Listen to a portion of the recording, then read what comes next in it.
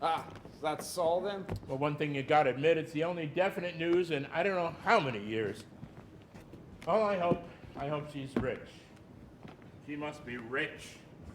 You gotta be rich to go mucking around in Africa. I bet she's never set foot in Africa. You know so much, where is she? Dead? In a crazy house? Or married? You know, I think that she is married and quieted down and maybe right in this city. No, and I'll tell you why. You take a man like me, a man's been walking in these streets going on 10, 12 years, and all those years he's got his eye out for one person and nobody's ever her. Don't it stand to reason she's not there? I see pieces of her all the time. A flat little bottom, any skinny girl that walks fast and straight. Do you think I'm round the bend? No, it's just I didn't know that you'd been in love with her.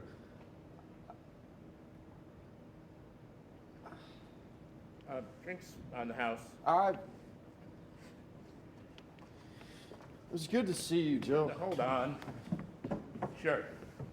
I loved her. But it wasn't that I wanted to touch her. I'm not crazy. I knew how it was. And I swear that never crossed my mind with Holly. But you can love someone without it being like that. You just keep them a stranger. A stranger who's a friend. Do you know what I mean? Yes, that was my room. My first. None such of a space that in the days when this had been a single family dwelling was where they domiciled a specially despised femme de chambre.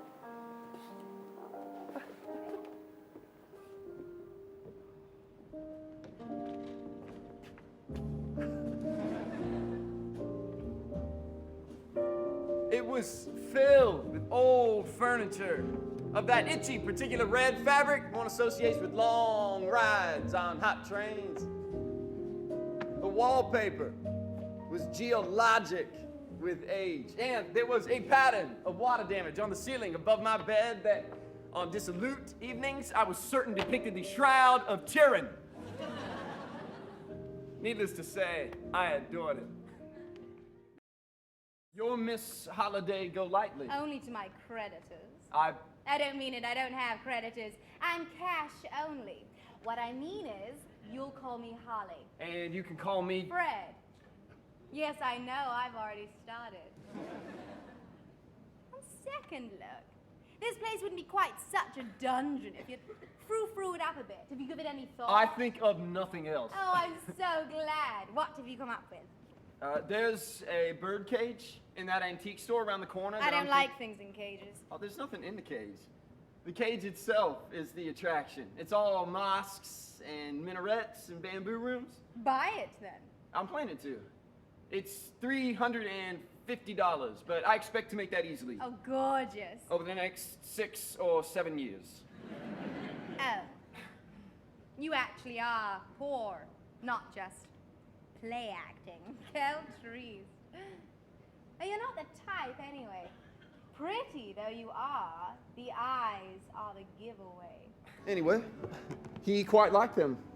The stories, that is. And who wouldn't? I haven't been able to get that one you read me out of my mind. It rattles me. You were bored silly. Delayed reaction, darling. I am positively trailed by it. A sorrow for which no name had yet been devised. La condition humaine. Yes. And who are your friends?